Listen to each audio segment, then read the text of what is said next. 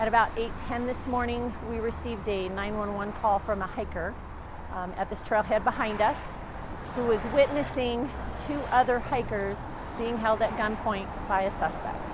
So we're very grateful for that original call because it got us going very quickly to this area. What we know now is that the 2 victims, husband and wife, were walking on the trail behind us. They passed a suspect who was knelt down tying a shoe. As they passed him, he immediately pulled a gun, held him at gunpoint. There was an exchange, a verbal exchange.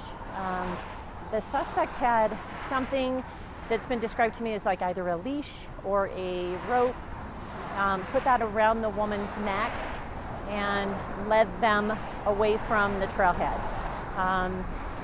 The witness stayed on the phone with us this whole time, describing what was happening.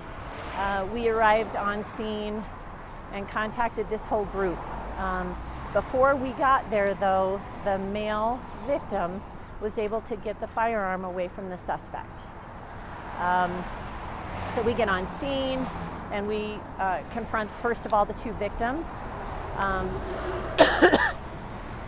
We get on scene, we confront the 2 victims. We're still looking for the suspect. We come across him.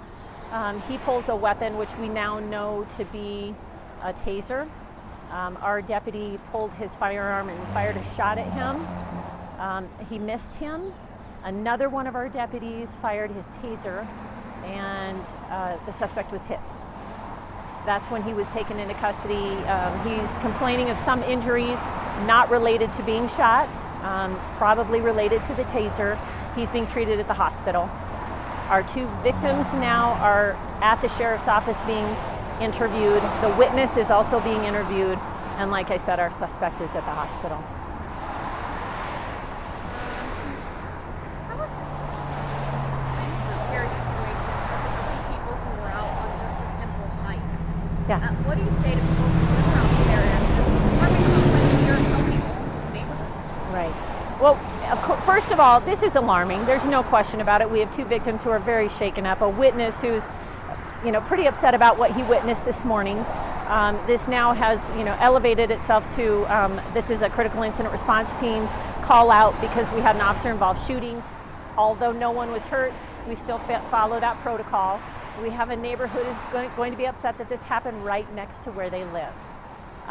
We would, of course, like to learn whether there was a relationship between these 2 victims and the suspect. Did they know each other? Did they not? Was this a random act?